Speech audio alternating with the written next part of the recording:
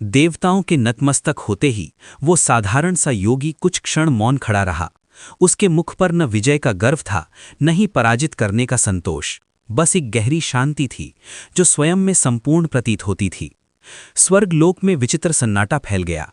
जहां पहले दिव्य वाद्य गूंजते थे, वहां अब केवल श्वासों की ध्वनि सुनाई दे रही थी।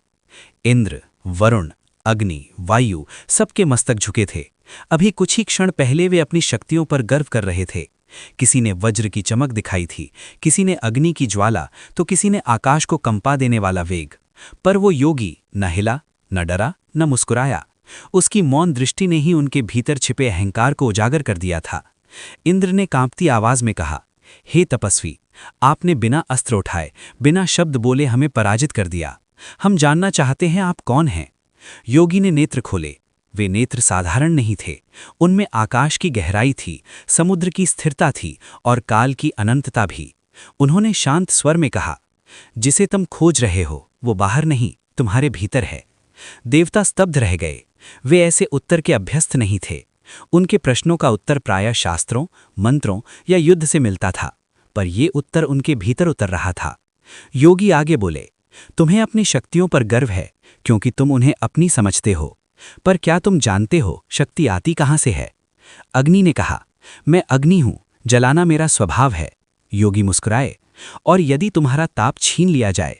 अग्नि निरुत्तर हो गए। वरुण ने कहा, मैं जल का अधिपति हूं। योगी ने पूछा, और यदि जल में गति न हो? वरुण भी मौन हो गए। तब योगी ने कहा, जिस शक्ति को तुम मैं कहते हो वो कभी तुम्हारी थी ही नहीं, तुम तो केवल उसके वाहक हो। ये सुनकर देवताओं के हृदय में पहली बार भय नहीं बल्कि लज्जा उत्पन्न हुई।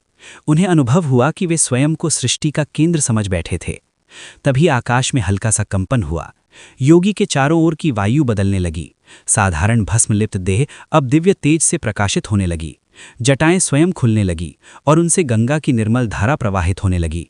मस्तक पर चंद्र प्रकट हुआ और कंठ में नीलकंठ का चिन्ह स्पष्ट होने लगा। देवताओं ने एक स्वर में कहा, महादेव। अब उन्हें उत्तर मिल चुका था। भगवान शिव का दिव्य स्वरूप प्रकट हो चुका था, पर उसमें भी कोई आडंबर नहीं था। वही शांति, वही वैराग्य। शिव ने कहा, मैंने योगी का रूप इसलिए धारण किया क्योंकि अहंकार केवल शक्ति से नहीं टूटता, वो मौन से टूटता है। इंद्र ने साहस कर पूछा, हे महादेव, हमारा अपराध क्या था? शिव ने उत्तर दिया, अपराध नहीं, भ्रम था।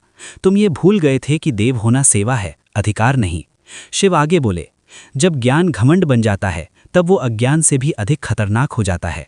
तुम सृष्टि के रक्षक हो, स्वामी नहीं। देवताओं की आंखों से अश्रु बहने लगे। ये अश्रु भय के नहीं थे बल्कि बोध के थे। वर्षों का अहंकार पिघल रहा था। शिव ने कहा, याद रखो, जो स्वयं को बड़ा समझता है वो छोटा हो जाता है, और जो स्वयं को शून्य कर देता है वही अनंत बनता है। ये कहते हुए शिव ने अपना त्रिनेत्र क्षण भर के लिए खोला। कोई विनाश नहीं हुआ, केवल चेतना का विस्तार हुआ। देवताओं को अपने अपने भीतर छिपे दोष दिखाई देने लगे। किसी ने सत्ता का लोभ देखा, किसी ने प्रशंसा की लालसा, किसी ने भय। कुछ क्षण बाद शिव ने नेत्र बंद किए। अब जाओ, उन्होंने कहा, और अपने कर्तव्य को स्मरण रखो। देवताओं ने दंडवत प्रणाम किया, पर जब उन्होंने मस्तक उठाया, शिव वहां नहीं थे। केवल आकाश में एक दिव्य शांति शेष थी। स्वर्गलोक वही था, पर अब वैसा नहीं रहा। देवताओं का दृष्टिकोण बदल चुका था। इंद्र का सिंहासन अब बोझ नहीं, उत्तरदायित्व प्रतीत हो रहा था। अग्नि अब केवल जलाने वाला नहीं, शुद्ध करने वाला था। वरुण केवल जल का स्वामी नहीं, जीवन का पोषक था। तब से देवताओं में एक नियम बना, किसी भी कार्य से पहले विस्मरण करते, ये शक्ति हमारी नहीं, महादेव की है। कहा जाता है कि तभी से शिव को केवल देवों के देव नहीं बल्कि चेतना के अधिपति कहा जाने लगा, क्योंकि शिव न तो केवल पूजनीय हैं, न केवल आराध्य। वे वो मौन है जो अहंकार को तोड़कर मनुष्य और देव दोनों को सत्य का मार्ग दिखाता है। और यही शिव तत्व है जो दिखाई नहीं देता पर सब कुछ दिखा देता है।